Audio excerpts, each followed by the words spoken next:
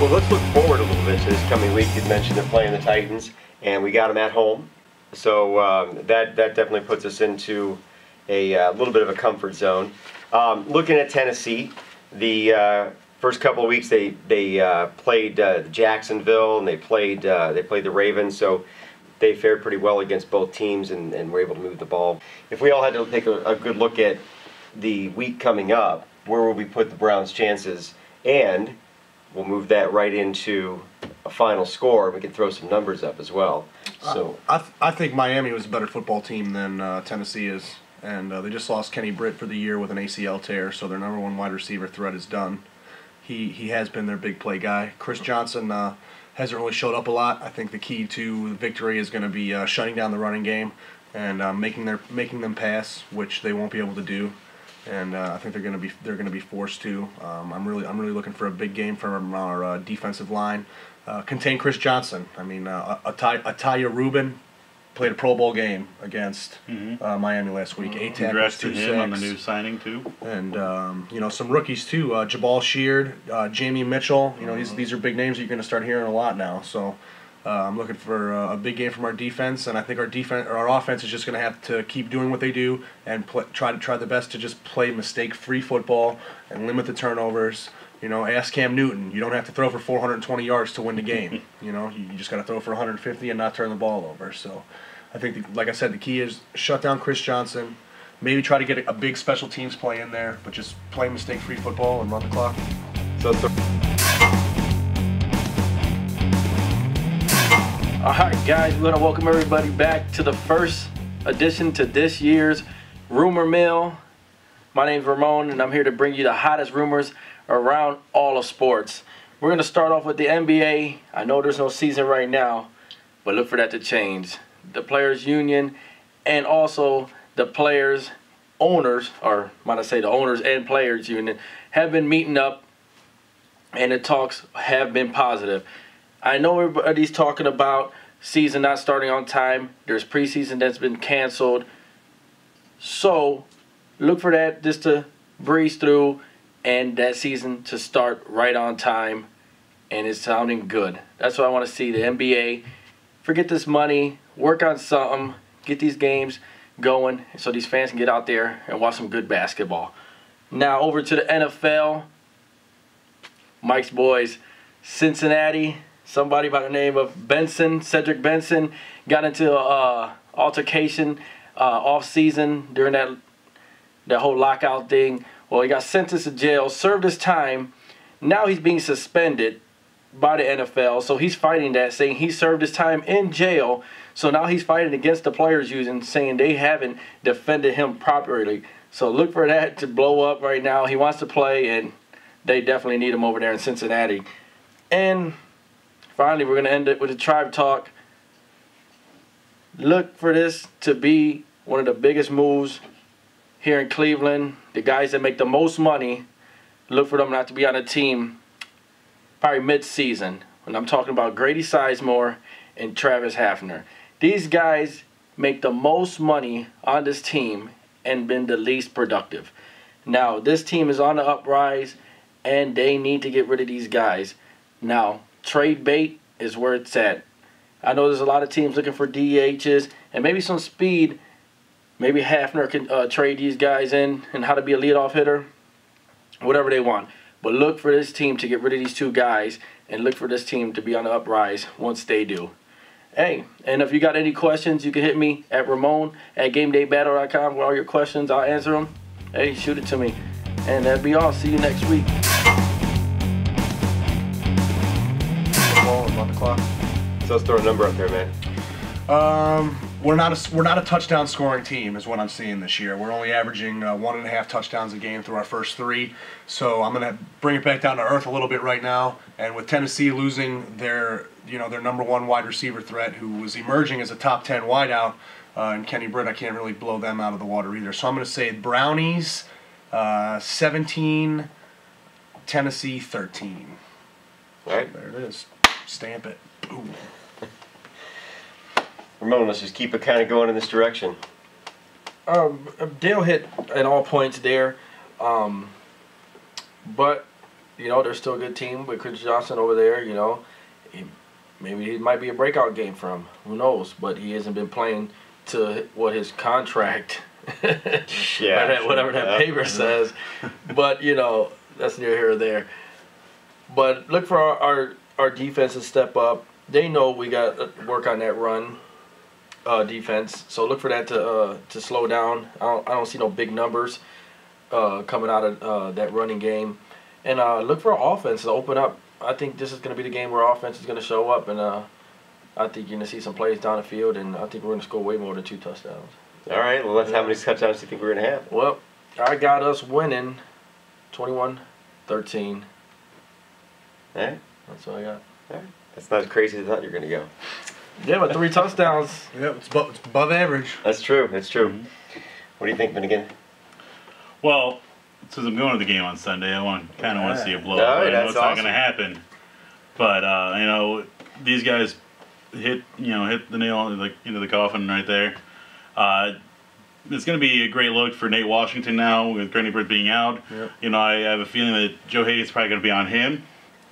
Joe Hayden's been a lights out player except for that one play, but I really think the Browns are going to come on top of this one. I think, you know, Chris Johnson is showing up, and this could be the breakout game. He finally realized, hey, I'm still playing football, and you know, our defense has been stellar. If we can just contain the run, keep the pressure on Matt Hasselbeck, I don't think he's going to, you know, really throw for that many yards.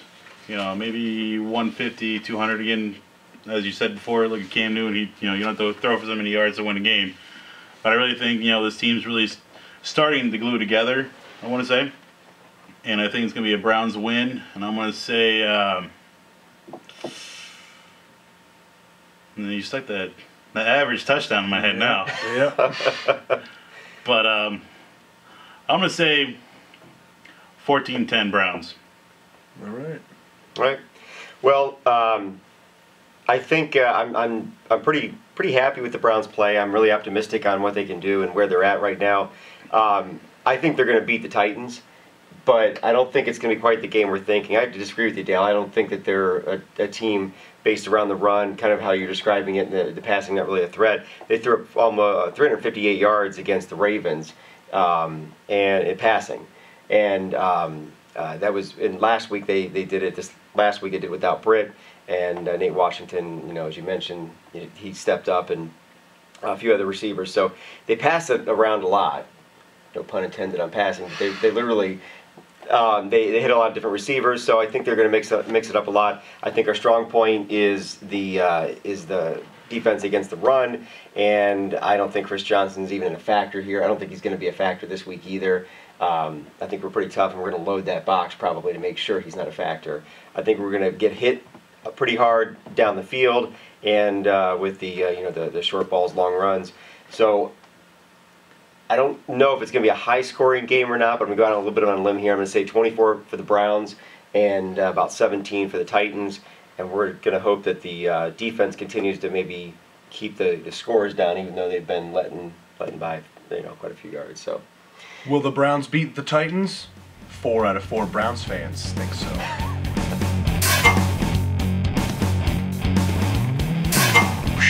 Welcome back to Brett's Buckeyes, first episode of the season. I know it's been 4 weeks since we've had one. I understand. I'm sorry. I'm slacking a little bit, but we're 3-1. Although we surely count the Miami game out. Just get it out of your head right now. We did beat Colorado 37-17. Braxton Miller threw for 83 yards, but only had 13 attempts with 5 receptions. What are we trying to go for here, Ohio State? But Jordan Hall ran for 28 times and 84 yards and had a 90-yard return kickoff. So Jordan Hall, congrats on that. Big surprise coming out of the Buckeyes State. Devin Smith, where have you been in the past 3 games? 3 receptions, 64 yards, and 2 touchdowns. 2 great catches to get a touchdown. So congrats to you also. And you're my game ball of the week there, Devin Smith.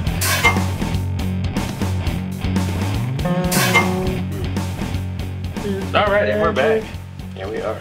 Cookie bars. You done? Yep. All right, so the Buckeyes played last week against Colorado. They won, and see, I thought you was raising it. Yeah, way to go. Alright. You still missed the age though. He was kind of there. He was like this. My robot hand. Retarded. Sorry. All right. Anyway, though, so we got the win, and we're maybe a little bit more satisfied this week than we were last week.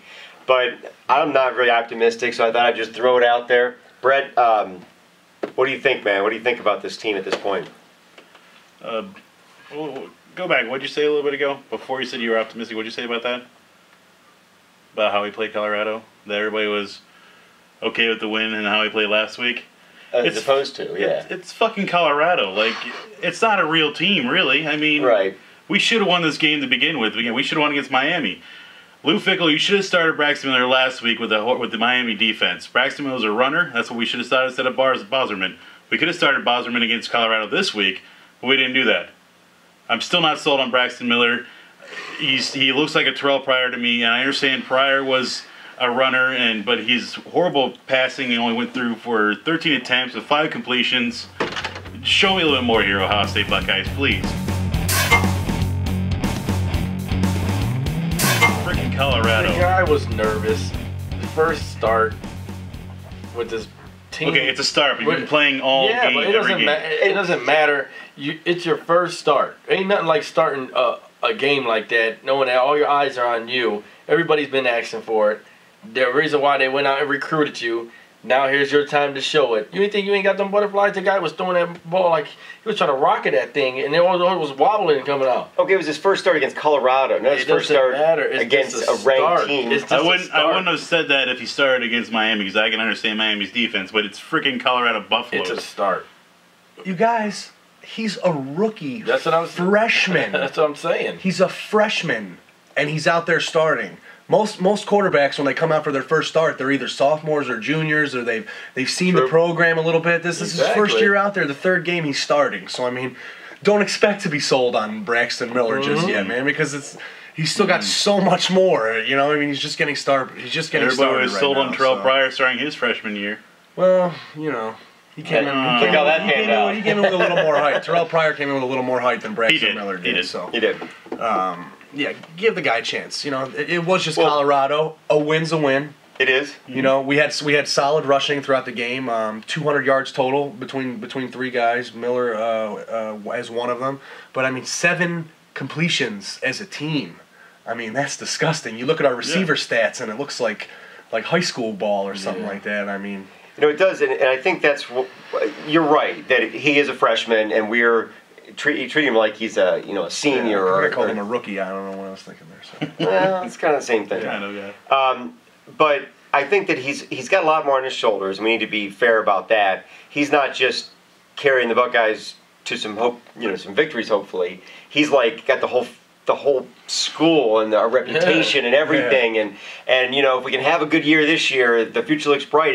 If we just fall apart, then the talk is the Tressel era is over, and the winning era is over, and all of this stuff we're going to have to hear all this, after the season's over till the beginning of the next season, and probably throughout then. So we want him to do really, really well, at least show a lot there. We want the offense to begin to be an offense and actually pass the ball.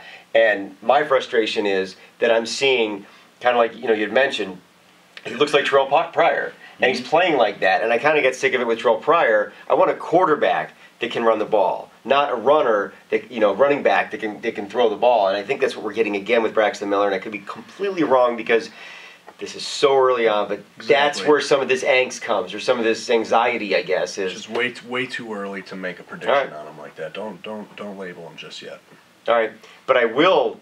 I will point out. I will point out that he had the same number of rushing yards that he had in passing yards, and that's just pathetic. Yep. And whatever, together they're 166 yards. So maybe that's not horrible, but whatever.